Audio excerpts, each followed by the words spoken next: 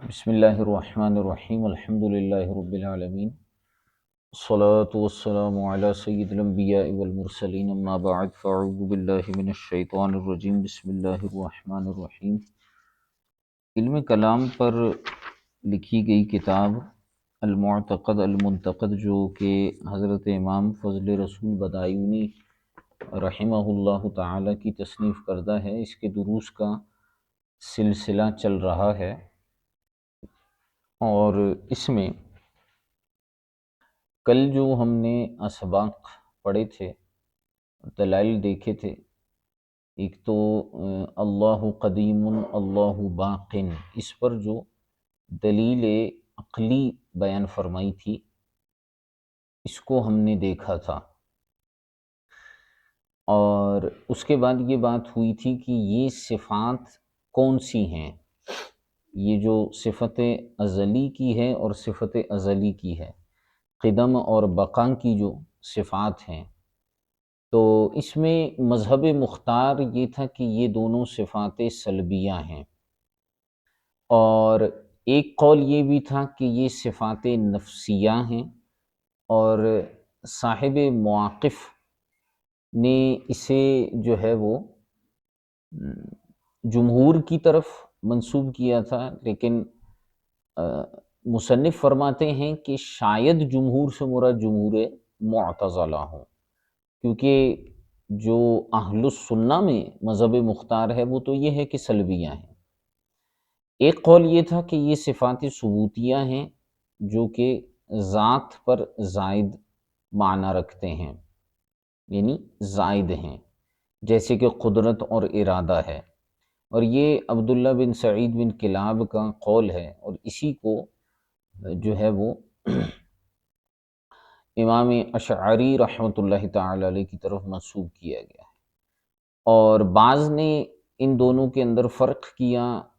صفت قدم کو سلبی قرار دیا اور صفت بقا کو وجودی قرار دیا۔ اچھا، یہ نیچے جو ہے نا وہ تعارف آتے رہتے ہیں حواشی کے اندر، دیکھیں اب جیسے مواقف لکھا ہوا ہے تو اس پر حاشیہ ہے المواقف فی علم الکلام، یہ کتاب ہے المواقف، ٹھیک ہے، اس کی شرح آتی ہے 8 جلدوں پر، شرح مواقف بڑی مشہور کتاب ہے،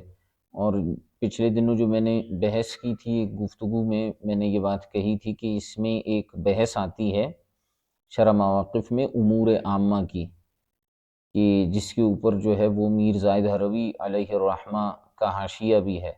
علم کلام میں قدیم درس نظامی میں شامل ہے۔ تو اس میں جو ہے وہ 5ویں موقف کے اندر الہیات کا جو باب ہے اس کے چوتھے مرصد میں جو صفات وجودیہ کی بحث ہے، اور 8واں مقصد ہے اور 8واں جز ہے، صفحہ نمبر 123، اس میں جو ہے انہوں نے یہ کلام کیا ہے اور اسے جمہور کی طرف منسوب کیا ہے۔ یہ پھر آگے مصنف کا بھی نام لکھا ہوا، علامہ عددالدین عبد الرحمن بن احمد ایجی قاضی، سن 756 ہجری کے یہ بزرگ ہیں، یعنی 8ویں صدی ہجری کے، اور عبداللہ بن سعید بن کلاب، یہ عبداللہ بن محمد بن کلاب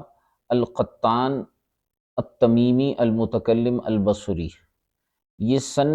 241 ہجری میں ان کا وصال ہوا ہے، یعنی تقریباً یہ 3 صدی ہجری کے بزرگ ہیں، ٹھیک ہے، بات آ رہی سمجھ میں۔ ان کی کتاب ہے خلق الافعال، الرد علی الحشویہ، اور اسی طرح کتاب الصفات، یہ ان کی کتابیں ہیں۔ یہ بھی ایک متکلم گزرے ہیں، بصرہ کے تھے، ٹھیک ہے۔ اچھا، اس کے بعد آج یہاں سے ہم دیکھیں گے وقال القاضی، قاضی نے فرمایا۔ قاضی کون ہیں؟ حاشیہ نمبر 5، ہوا عیاض بن موسیٰ بن عیاض بن عمر بن موسیٰ القاضی ابو الفضل اليحصبی البستی المراکشی المحدث المالکی، امام قاضی عیاض مالکی رحمۃ اللہ تعالی علیہ، ٹھیک ہے، ان کو قاضی بھی کہا جاتا ہے، یہ متکلم بھی تھے اور سیرت نگار بھی تھے۔ ان کی بڑی مشہور و معروف کتاب ہے الشفا، الشفا بتعریف حقوق المصطفیٰ صلی اللہ علیہ وآلہ وسلم۔ یہ ان کی تصنیف ہے، بڑی مشہور ہے، امام قاضی ایاز مالکی رحمۃ اللہ تعالی علیہ کی۔ پھر اسی شفا شریف کی جو شرح ہے ملا علی قاری رحمۃ اللہ تعالی علیہ نے بھی تصنیف کی ہے۔ سن 476 ہجری کو یہ پیدا ہوئے اور مراکش یا مراکش میں ان کا وصال ہوا 544 سن ہجری میں، ٹھیک ہے۔ تو یہ 5ویں 6 صدی ہجری کے درمیان کے بزرگ ہیں۔ ان کی کتابیں ہیں اکمال المعلم شرح صحیح مسلم اور سیف المسلول علی من سب اصحاب الرسول، ٹھیک ہے، صحابہ کرام علیہم الرضوان کے دفاع کے حوالے سے، والشفا بتعریف حقوق المصطفیٰ، یہ ان کی مشہور و معروف تصانیف ہیں۔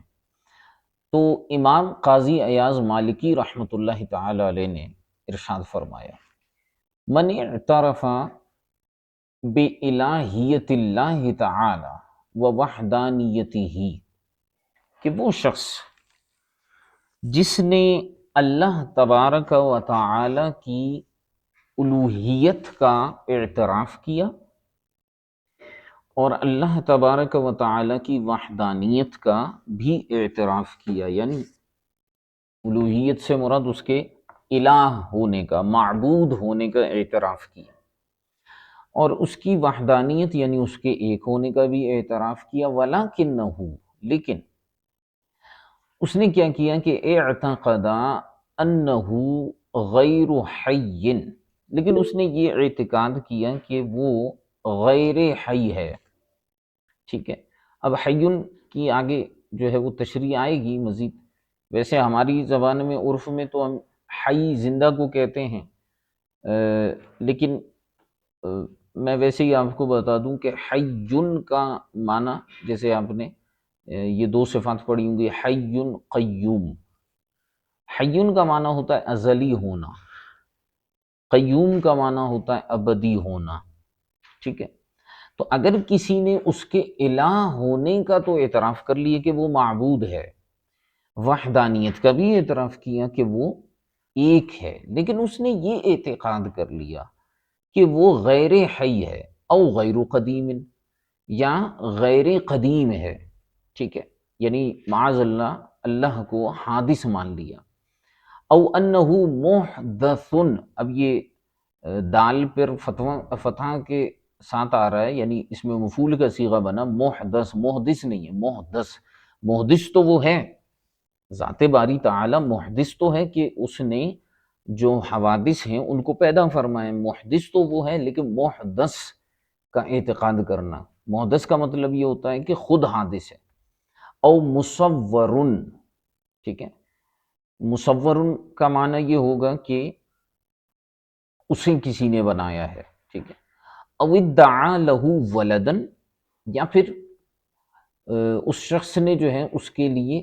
ولد یعنی اولاد کا دعویٰ کیا معاذ اللہ، او صاحبتن، یا بیوی کا دعویٰ کیا کہ معاذ اللہ اس کی کوئی بیوی ہے، او والدن، یا اس کے لیے والد یعنی باپ کا دعویٰ کیا، او انہ متولد عن شیء، یا اس نے یہ دعویٰ کیا کہ ذات باری تعالی جو ہے وہ متولد ہے، یعنی پیدا ہوئی ہے کسی چیز سے، ٹھیک ہے،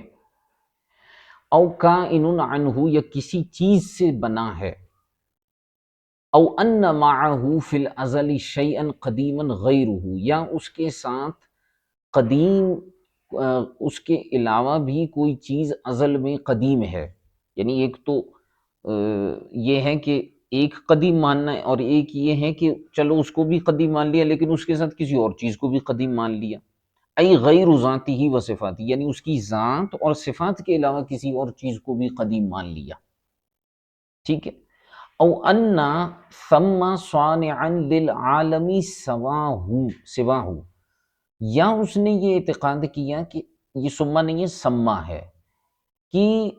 اس کے علاوہ بھی عالم کو بنانے والا وہاں کوئی صانع موجود ہے، بنانے والا موجود ہے اللہ کے علاوہ بھی، او مدبرن غیرہ، یا اللہ کے علاوہ بھی عالم کی تدبیر کرنے والا، یعنی اس عالم کے نظام کو چلانے والا کوئی اور بھی ہے۔ فرماتے ہیں امام قاضی ایاز مالکی فَذَلِكَ كُلُّهُ كُفْرٌ بِإِجْمَاعِ الْمُسْلِمِينَ، لہٰذا یہ ساری کی ساری باتیں اور ان کا اعتقاد کرنا بالاجماع المسلمین کفر ہے، ٹھیک ہے۔ تو صرف اس کو الہ مان لینا اور اس کی وحدانیت کا اعتراف کرنا کافی نہیں ہے۔ بھئی الہ مان رہے ہو تو اس کے ساتھ کسی کو شریک کیوں ٹھہرا رہے ہو؟ الہ مان رہے ہو تو اسے حادث کیوں سمجھ رہے ہو؟ الہ مان رہے ہو تو یہ جو انہوں نے باتیں لکھی ہیں کہ غیر حی کیوں سمجھ رہے ہو، غیر قدیم کیوں سمجھ رہے ہو؟ اس کے لیے ولد، صاحبہ، والد یا متولد عن شیء ہونے کا کیوں ذکر کر رہے ہو؟ یا قدیم ازل میں اس کے ساتھ کسی اور قدیم کو کیوں قدیم ٹھہرا رہے ہو؟ ٹھیک ہے، تو یہ ساری کی ساری چیزیں فرماتے ہیں بے اجماع المسلمین کفر ہیں۔ امام قاضی ایاز مالکی رحمۃ اللہ تعالی علیہ نے اس کی وضاحت فرما دی، ٹھیک ہے۔ اچھا، فذالک کلہ کفر باجماع المسلمین، قال، پھر آپ رحمۃ اللہ تعالی علیہ یعنی امام قاضی ایاز مالکی ہی نے فرمایا وَكَذَلِكَ نَقْطَعُ عَلَى كُفْرِ مَنْ قَالَ بِقِدَمِ الْعَالَمِ أَوْ بَقَائِهِ أَوْ شَكَّ فِي ذَلِكَ، بڑی زبردست بات کی ہے امام قاضی ایاز مالکی رحمۃ اللہ تعالی علیہ نے، اور فرماتے ہیں اسی طرح ہم اس شخص کی کے کفر پر بھی قطعیت کا حکم لگاتے ہیں، یعنی قطعی کافر اس شخص کو سمجھتے ہیں جو قدم عالم کا قائل ہے، عالم کو قدیم کہتا ہے، یا بقاء عالم کا قائل ہے کہ وہ عالم کو باقی کہتا ہے، ٹھیک ہے۔ تو قدم اور بقا تو پیچھے بھی ہم ثابت کر چکے ہیں کہ جو چیز قدیم ہوتی ہے وہ باقی بھی ہوتی ہے، یا جو باقی ہوتی ہے وہ قدیم بھی ہوتی ہے۔ تو عالم کو قدم کا ہو تو بقا بھی ثابت ہو جائے گا، بقا کا ہو تو قدم بھی ثابت ہو جائے گا۔ تو اس چیز کی بنیاد پر جو ہے، چونکہ یہ تعدد قدماء کی طرف لے جانے والی چیز ہے، یا اگر کوئی شخص اس کے اندر شک بھی کرتا ہے کہ کیا پتہ عالم قدیم ہے یا نہیں ہے، حادث ہے یا نہیں ہے، یہ بھی جو ہے فرماتے ہیں کفر ہے، ٹھیک ہے۔ تو یہ جو چیزیں ہیں، اب دیکھیے یہاں پر لَكِنَّهُ اعتقد أَنَّهُ غَيْرُ حَيٍّ أَوْ غَيْرُ قَدِيمٍ، ایک تو یہاں پر اس کے قدیم ہونے کی نفی ہے، ٹھیک ہے۔ تو قدیم ہونے کی نفی ہے تو الوہیت کی بھی نفی اس سے ہو جاتی ہے، کیونکہ جو ذات باری تعالی اگر اس کو معاذ اللہ کوئی شخص غیر حی سمجھتا ہے، غیر قدیم سمجھتا ہے، تو پورے اس کے اندر صفات الوہیت کی تنقیص ہو جائے گی کہ یہ کیسا الہ ہے جو خود قدیم نہیں ہے، یا محدث حادث اس کو سمجھنا، یا مصور سمجھنا، یا اس کے ساتھ ولد، صاحبہ، والد، یا اس کے کسی چیز سے متولد سمجھنا، یہ ساری کی ساری صفات حوادث کی صفات ہیں، یہ ساری کی ساری چیزیں اس کے الوہیت کی نفی کرنے والی ہیں۔ اور ساتھ ساتھ اگر اس کے ساتھ ازل میں کسی اور چیز کو قدیم مان لیا تو یہ تعدد قدماء ہے۔ تعدد قدماء ہمارے نزدیک بالاجماع باطل ہے، اس کی بحث آگے پوری کی پوری آئے گی۔ لو کان فیہما آلہۃ الا اللہ لفسدتا، آلہۃ الا اللہ لفسدتا کے تحت جو ہے اس پر پوری تفصیلی سیر حاصل گفتگو آئے گی، اس پر ہم بحث کریں گے۔ لیکن یہاں پر میں آپ کو سر دست بتا دوں، امام قاضی ایاز مالکی رحمۃ اللہ تعالی علیہ نے جو اس چیز کو بھی کفر کہا کہ اس کے ساتھ کسی اور چیز کو ازل میں قدیم ماننا بھی کفر ہے، کیونکہ یہاں تعدد قدماء لازم آئے گا۔ تعدد قدماء مطلب ایک سے زیادہ قدیم ذوات کا تعدد جو ہے، لزوم جو ہے آ رہا ہے۔ ای غیر ذاتی و صفاتی، یعنی اس کی صفات اور ذات کے علاوہ۔ صفات پر کل بھی جیسے گفتگو ہم نے کی تھی، صفات اس کی قدیم ہے، ٹھیک ہے، اس کی صفات قدیم ہے لیکن ذات کو مستلزم ہوتے ہوئے، یا پھر اس کے علاوہ کسی اور کو صانع ماننا تو یہ بھی تعدد قدماء کی طرف لے کر جائے گا، مدبر کوئی اور مان لینا یہ بھی تعدد قدماء کی طرف لے کر جائے گا، اس لیے ان سب کو کفر کہا۔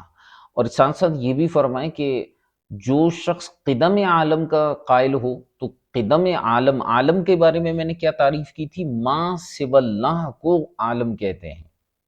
اور ما سوى اللہ کی تشریح میں بھی میں نے کہا تھا کہ اللہ تبارک و تعالی کی ذات اور صفات کے علاوہ جو چیزیں ہیں وہ ساری کی ساری جو ہیں وہ عالم کے اندر آتی ہیں۔ تو اگر کوئی عالم کو قدیم کہتا ہے یہ بھی تعدد قدمہ کی طرف جائے گا، بقائے عالم کی بات کرتا ہے تو یہ بھی جو ہے وہ، چونکہ اس کو آپ گویا کہ واجب الوجود مان رہے ہیں تو یہ بھی تعدد قدمہ کی طرف چلا جائے گا۔ یا اس میں شک بھی کریں تو چونکہ یہ عقائد سے تعلق رکھنے والی چیزیں ہیں، یقینی جو ہے باتیں ہیں، تو اگر شک بھی کرے گا تو عقیدہ تو نہ ہوا، وہ عقیدہ عقیدہ ہی نہیں ہے جس میں شک کیا جائے، لہٰذا اس وجہ سے وہ کافر ہو جائے گا۔ ٹھیک ہے، یہ انہوں نے شفا شریف کے اندر یہ گفتگو فرمائی ہے، ای فی الشفا۔ ٹھیک ہے، یہ اس کا حوالہ بھی یہاں پر لکھا ہوا ہے۔ ٹھیک ہے، تصرف وجوہ الاحکام فی حکم من سب اللہ، فصل فی بیان ما ہوا من المقالات الکفر، باتوں میں سے وہ باتیں جو کفر ہیں، یہاں پر انہوں نے اس کے حوالے سے بحث کی ہے۔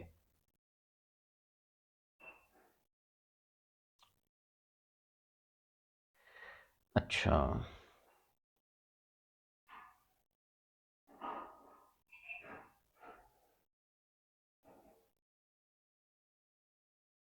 ایک منٹ ذرا صبر کیجئے گا۔ اچھا، یہ جو ای لکھا ہوا نا، قدیماً غیرہ ای، یہ جو ای غیر ذاتی ہی و صفاتی ہی، یہ جو ہے یہ عبارت امام قاضی ایاز کی نہیں ہے، یہ اس جو شارحین ہیں انہوں نے اس کی تشریح میں یہ لکھا ہے نا کہ اللہ کے علاوہ کسی چیز کو قدیم ماننا، یعنی اس کی ذات اور صفات کے علاوہ، ٹھیک ہے، کیونکہ صفات کو ہم قدیم مانتے ہیں۔ تو اس میں جو ہے امام ملا علی قاری رحمۃ اللہ تعالی علیہ نے جو شرح شفا لکھی ہے، اور اسی طرح امام خفاجی رحمۃ اللہ تعالی علیہ کی جو کتاب ہے نسیم الریاض فی شرح شفا القاضی ایاز، امام قاضی ایاز کی جو شفا ہے اس کی شرح میں خفاجی رحمۃ اللہ تعالی علیہ انہوں نے یہ بات بیان کی ہے۔ ٹھیک ہے، اور اعلیٰ حضرت رحمۃ اللہ تعالی علیہ نے یہاں پر جو ہے وہ اس کی مزید وضاحت کی ہے کہ وَكَأَنَّهُ مِنْهُمَا احتراس لمن لا يدری مستحل الكلام او يغفل عنه فيحمل الكلام على ضد المرام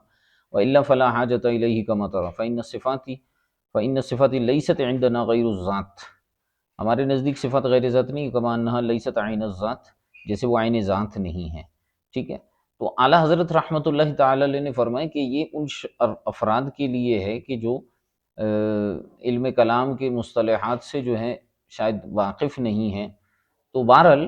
یہ جو وضاحت کی ہے کہ غیر ذات و صفات، تو ہم نے جیسے اس کی وضاحت میں یہ بات آپ کو بتا دی کہ صفات کو ہم قدیم تو مانتے ہیں لیکن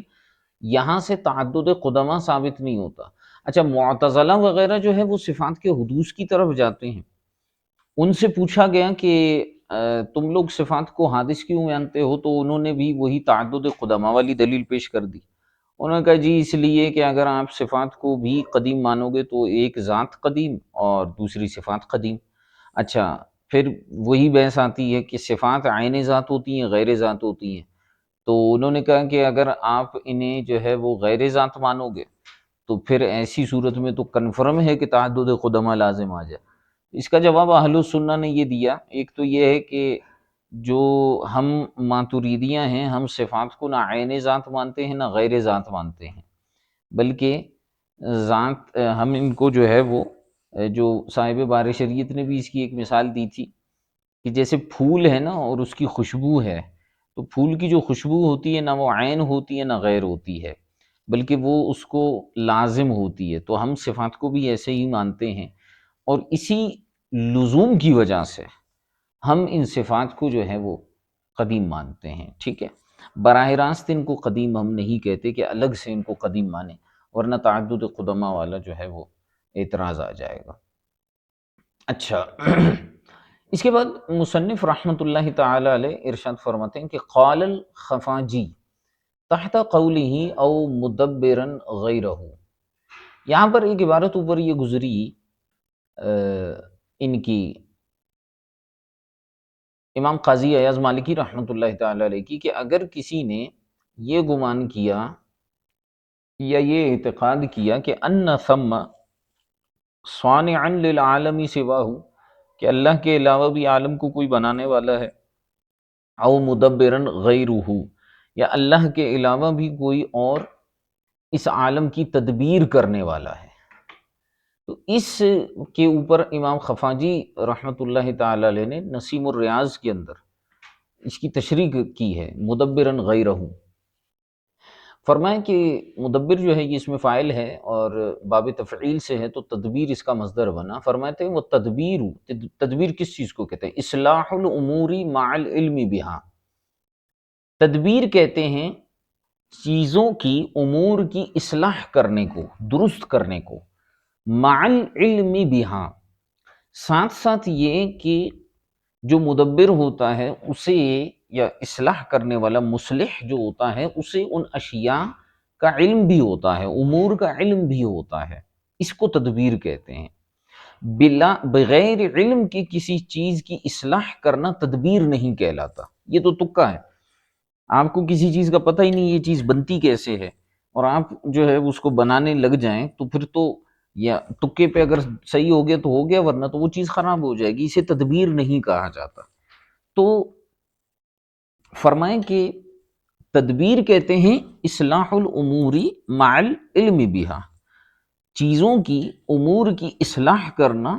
ان کا علم رکھتے ہوئے۔ والمراد به ہاں ہونا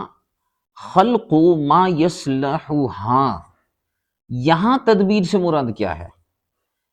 تدبیر سے مراد اصلاح ہے، کیسے مراد ہے اللہ کے حق میں؟ فرماتے ہیں کہ اللہ تبارک و تعالی مدبر الامور ہے، اس کا مطلب یہ ہے کہ خلق ما یصلحها، ایسی چیز کو پیدا کرنا جس کی وہ صلاحیت رکھتا ہے، ٹھیک ہے، ایسی چیز کو پیدا کرنا جس کی وہ چیز صلاحیت رکھتا ہے۔ کیا مطلب ہے؟ کہ جو چیز جو بننے کے قابل تھا، جس کے اندر جو چیز بننے کی صلاحیت تھی، رب تبارک و تعالی نے اس چیز کو ویسے ہی، اسی طرز پر، اسی انداز پر بنایا، یہ اس کا علم ہی تو تھا کہ یہ چیز ایسے ہوگی، یہ چیز ایسے ہوگی، اس لیے اس کو ایسے بنایا جائے، اس کو ہم کہتے ہیں تدبیر، ٹھیک ہے۔ لا مجرد ایصالہ والارشاد لہ، صرف اس کو جو ہے اس تک خلقت کو پہنچا دینا، یا اس کی صرف محض اصلاح کرنا، یا محض اس کا ارشاد یعنی اس کی طرف رہنمائی کرنا، یہ تدبیر نہیں ہے، ٹھیک ہے۔ یہ تو کرنے والے تو بہت سارے ہیں کہ کسی چیز کے بارے میں بتائیں بھئی اس کو ایسے کرو، اس کو ایسے کرو، یہ چیز یوں ہے، یہ چیز یوں ہے، تو آپ کہیں کہ بھئی یہ تدبیر ہو گئی، یہ مجازن تو تدبیر کہلائے گی، لیکن حقیقتاً تدبیر یہ ہے کہ جو چیز جو بننے کی صلاحیت رکھتا ہے اس کو اسی انداز میں بنانا، ٹھیک ہے۔ اب جیسے انسان کی بناوٹ ہے، اس کا جسم ہے، ہاتھ کو کہاں ہونا چاہیے، پاؤں کہاں ہونے چاہیے، ناک، چہرے پہ ناک ہے، منہ ہے، کان ہیں، ایک کان ہوتا تو کیا ہوتا، دو کان ہیں تو کس وجہ سے ہیں، دو آنکھیں ہیں، ایک زبان ہے، یہ ساری کی ساری چیزیں اس کی تدبیر ہی میں تو آتی ہیں کہ اس نے اپنے علم ازلی سے جان لیا کہ یہ چیزیں ایسے ہوتی ہیں، تو ایسے ہی، یعنی یہ چیزیں اس بات کی صلاحیت رکھتی ہیں تو ان کو ایسے ہی ان کی تخلیق فرمائی، ٹھیک ہے۔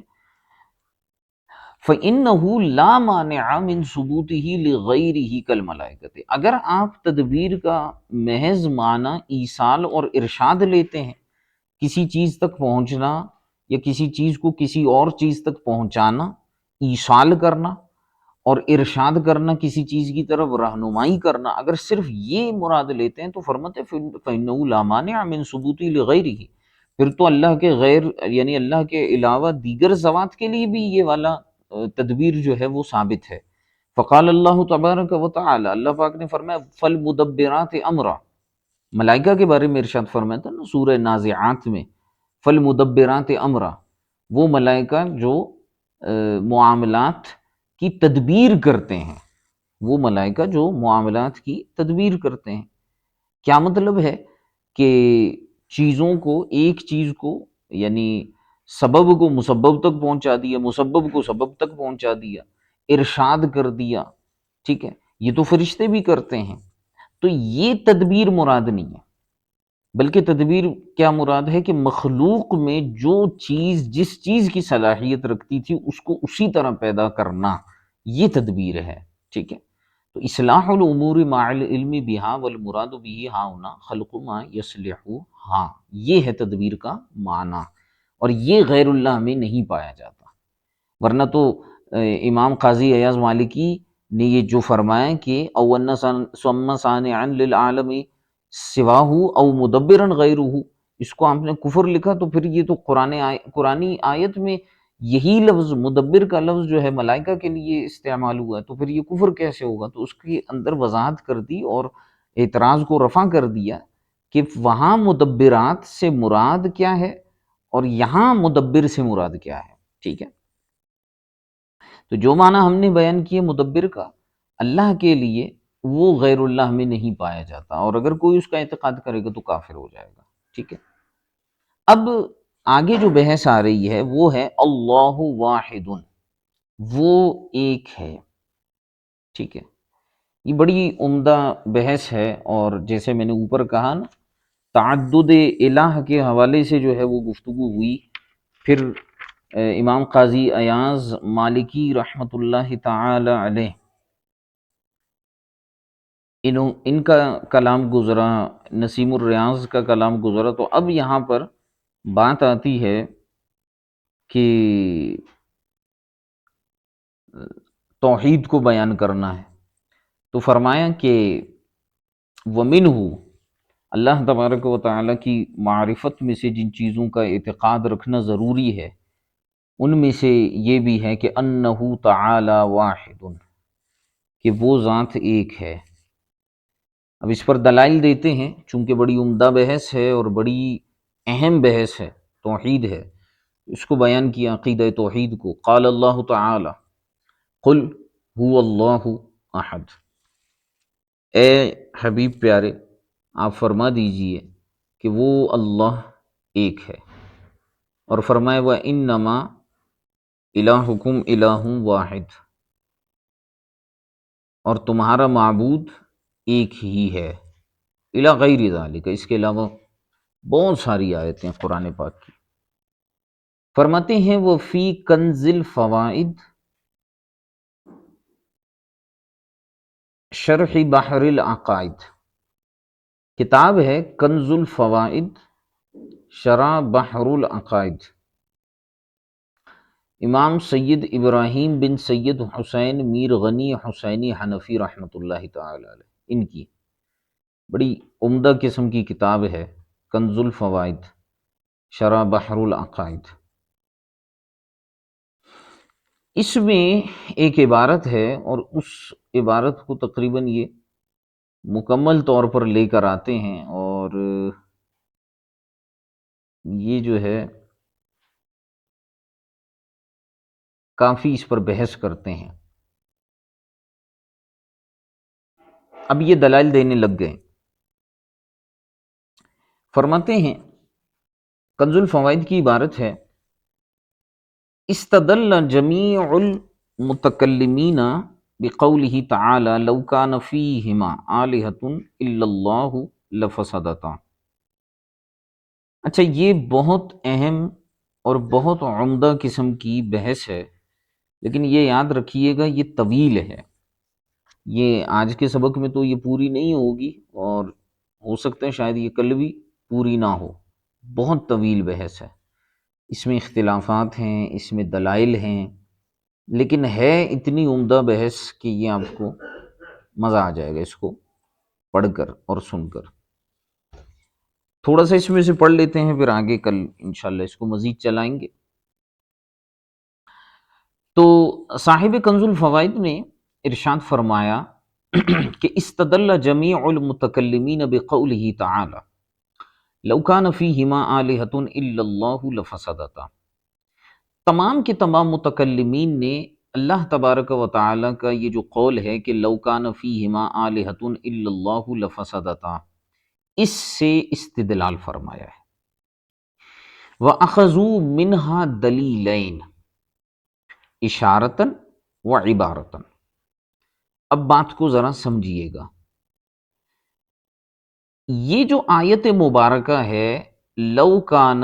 فیہما آلہۃ الا اللہ لفسدتا، اس آیت مبارکہ میں اس کا ترجمہ یہ بنتا ہے کہ اگر آسمان اور زمین میں اللہ کے سوا اور بھی خدا ہوتے یعنی معبود ہوتے تو لفسدتا، تو یہ آسمان و زمین جو ہے فاسد ہو جاتے۔ تو یہاں پر جو ہے وہ شرط اور جزا بیان ہوا ہے کہ لو کان فیہما آلہۃ، اگر آسمان و زمین، فیہما میں ہما ضمیر جو ہے وہ سماوات والارض ان کی طرف لوٹ رہا ہے کہ لو کان فیہما آلہۃ، اگر آسمان و زمین میں کوئی اور معبود ہوتا اللہ کے علاوہ، تو الا اللہ، اللہ کے علاوہ، تو لفسدتا، تو یہ ضرور بھی ضرور فاسد ہو جاتے ہیں۔ ٹھیک ہے، اب یہ جو قضیہ ہے نا، جیسے میں نے پیچھے بھی قضایا آپ کو بتائے تھے، اکثر قضایا حملیہ گزرے ہیں، یہ قضیہ شرطیہ ہے۔ لو کان فیہما آلہۃ الا اللہ لفسدتا، قضیہ شرطیہ میں یہ ہوتا ہے کہ قضیہ شرطیہ میں ایک جز جو ہے وہ دوسرے جز پر موقوف ہوتا ہے، ایک چیز کا تحقق دوسری چیز پر موقوف ہوتا ہے۔ جیسے آپ نے منطق میں مشہور مثال پڑھی ہوگی، ان کانت الشمس طالعۃ فالنہار موجود، اگر سورج نکلنے والا ہوگا تو دن موجود ہوگا۔ ٹھیک ہے، یہ قضیہ شرطیہ ہے، یہ آپ نے پڑھا ہوگا۔ قضیہ شرطیہ میں چونکہ شرط اور جزا ہوتی ہے تو اس لیے اس کو حملیہ نہیں کہتے، اور اس میں جو ہے وہ صدق و کذب کا معاملہ نہیں ہوتا، کیونکہ یہ تو شرطیہ ہے، اور اس میں جو ہے وہ حکم براہ راست نہیں لگ رہا ہوتا، موقوف ہوتا ہے حکم۔ اب یہاں پر جو ہے وہ فساد جو ہے موقوف ہے تعدد الہ پر، اللہ کے علاوہ معبود ہوتے تو فساد ہوتا، تو یہ قضیہ شرطیہ ہے۔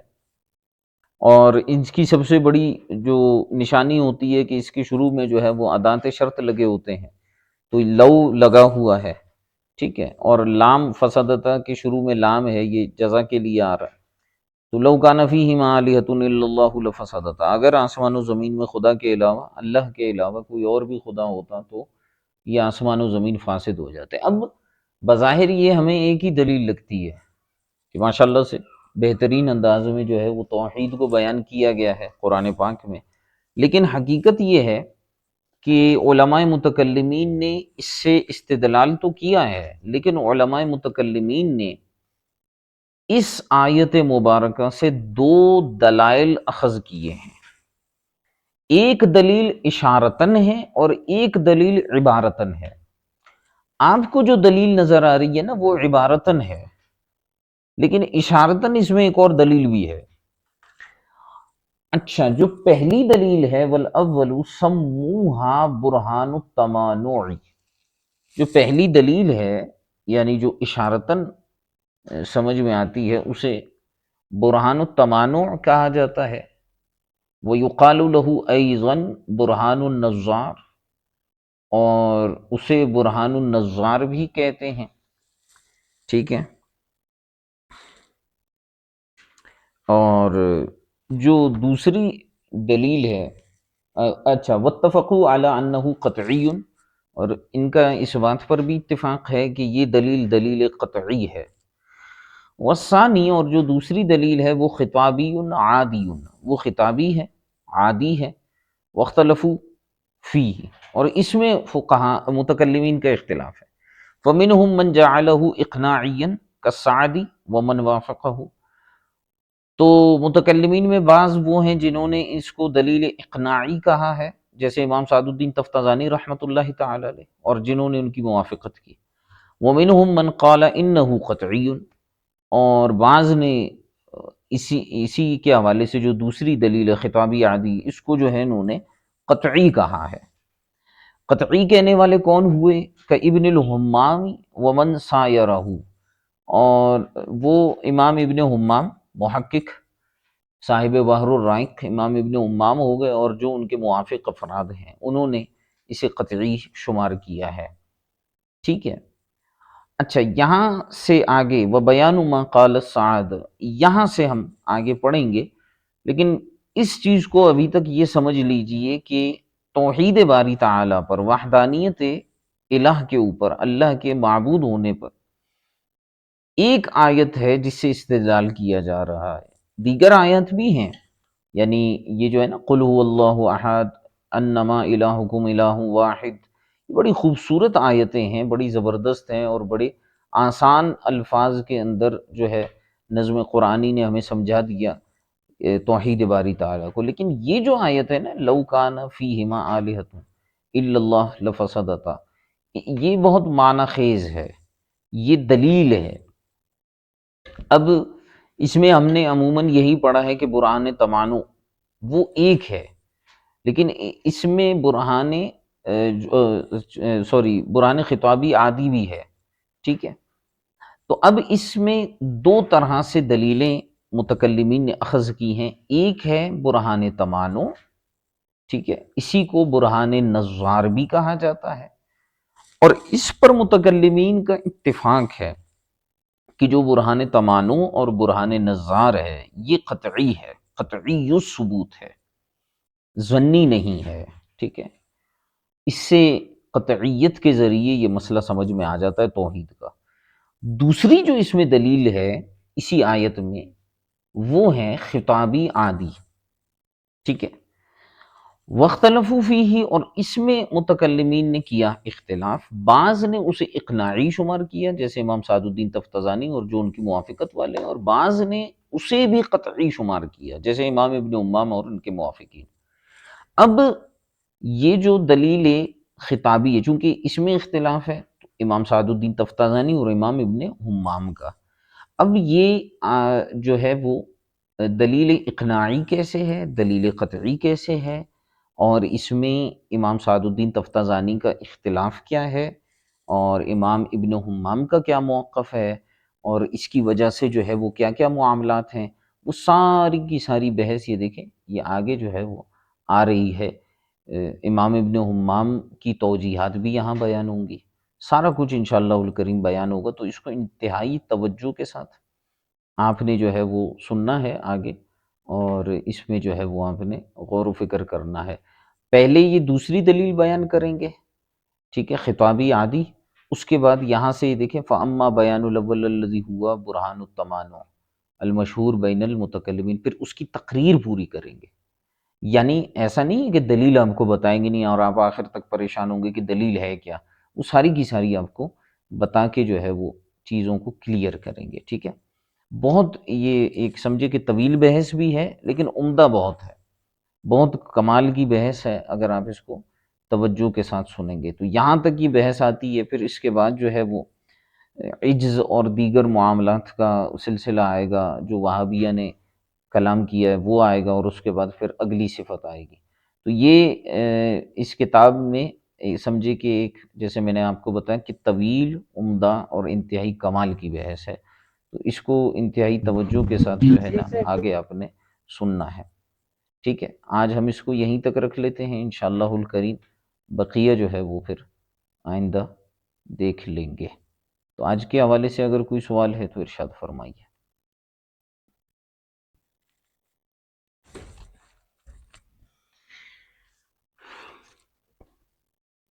جی، آج کے حوالے سے کوئی سوال ہے؟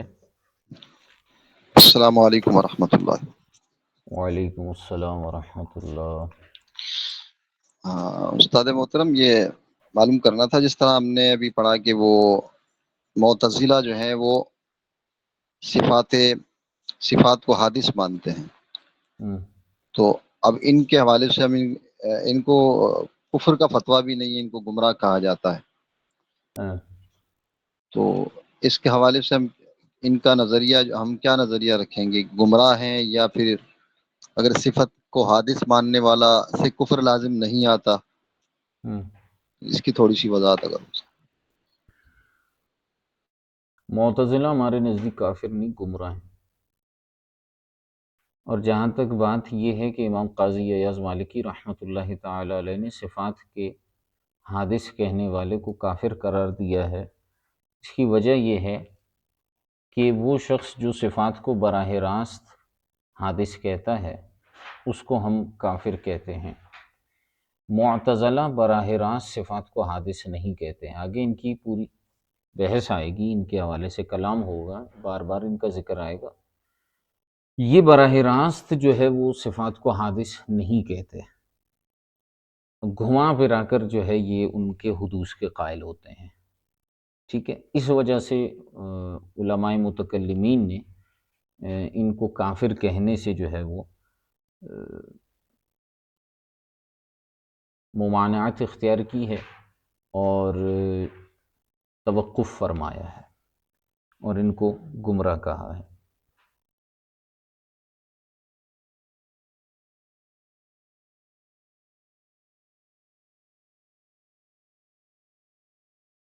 صفات کے قدم پر قرآن و سنت سے کوئی دلیل ارشاد فرمائیں۔